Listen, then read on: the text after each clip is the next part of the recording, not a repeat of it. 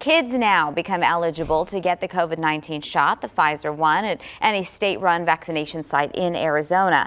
This is after the CDC officially gives its approval yesterday for the use of the Pfizer vaccine for kids ages 12 to 15. Above 15 was previously authorized already. Now that some kids will be vaccinated, there are a lot of questions about the pandemic and students moving forward. Yeah, a lot of parents are wondering if the vaccine has any bad side effects for kids or if their children will need to be vaccinated come next school year. Erin is live out there this morning with somebody who has the answers. Good morning. Good morning, guys. Yeah, we're at the Gila River Arena, which is a state-run vaccine site. And starting today, those kids 12 to 15 are now able to get that COVID-19 vaccine. We want to go ahead and bring in Dr. Cara Christ, the state health director here. Good morning. Good morning. Now, we know that the dose that is being given out to kids today is the same as adults. Talk about the process that it had to go through to make sure that this is safe for this age group. Yes, so it is the same dose that we are giving adults. Anybody who comes in is going to get the same shot. And so it still had to go through the same rigorous clinical trials as it did in adults to make sure that it was safe and effective. And it was shown to be just as safe and effective in our 12 to 15-year-olds as it was in those 16 and up.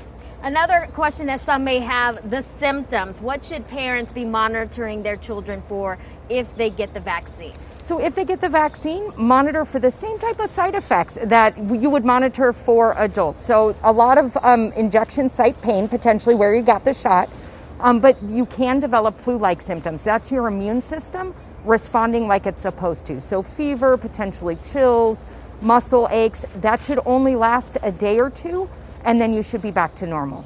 Let's talk about this age group and how significant it is to kind of helping the overall process of getting closer to that herd immunity. So this is going to help us get more Arizonans vaccinated, which is going to help us towards that herd immunity. So we anticipate that there's about 400,000 Arizonans in this age group.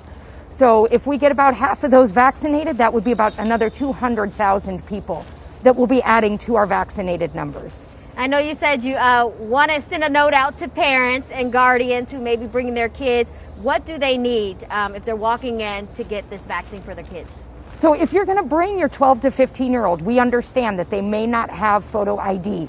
So we're going to ask the parent to accompany them in person to have a photo ID of theirs so we can prove who they are.